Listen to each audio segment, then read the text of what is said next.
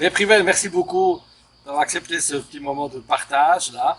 Et je me suis dit pour parler un peu ensemble, pour stimuler notre réflexion, j'ai ouvert une bouteille Côte du Rhône, le plan de Dieu. Le plan de Dieu. Alors si c'est le thème de réflexion, moi je pense que Dieu soit quoi, il ne sait vraiment pas l'imposer. Je veux dire, si on regarde l'actualité, la crise du coronavirus, le réchauffement climatique, on voit bien que le plan de Dieu, s'il y en a un, c'est comme les COP 21, 22, 23, 24, 25, etc. C'est comme tous ces accords, c'est comme les objectifs de développement durable de l'ONU, ce sont que du vent, ce sont des promesses illusoires, ce sont des tartufferies. Ouh là là là là là là. Et tu crois que pour Dieu c'est pareil? Est-ce qu'il n'a pas de plan? C'est vrai, des fois je me dis, il n'a peut-être pas de plan. Mais plutôt, il dévoile dans la Bible des désirs qu'il a pour nous. Le désir d'être vraiment devenir humain. Un désir d'être libre. Un désir pour toi et pour moi que nous soyons des êtres humains responsables et bienveillants. Tu ne penses pas que ce serait bien aussi de partir du désir plutôt que du plan?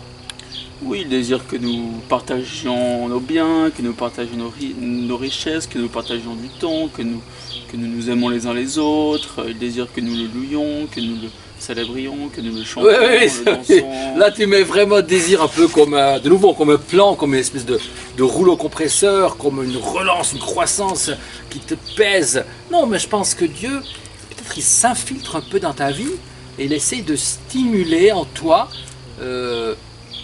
ce qu'il désire pour l'humain.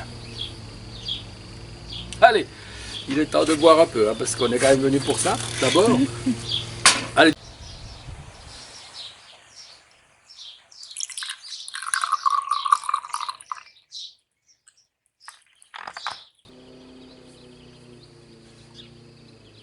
Oh! Qu'est-ce qui se passe? Wow, il a du bouchon ton plan de Dieu, hein. Ça ne m'étonne pas. Ça ne t'étonne pas, le plan de Dieu qui a des bouchons.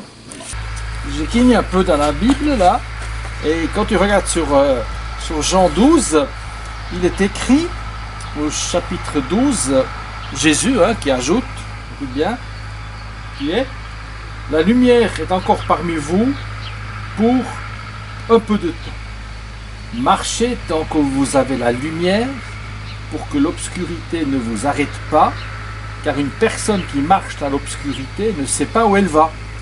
Croyez donc en la lumière, donc que vous l'avez, afin que vous deveniez des êtres de lumière.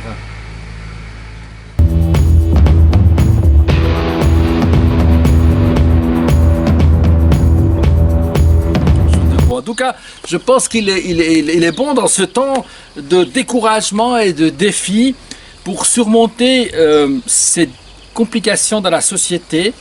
Je vous propose, ou je vous inviterai à lire plus encore cet évangile de Jean pour découvrir le désir de Dieu pour nous. Bonne journée.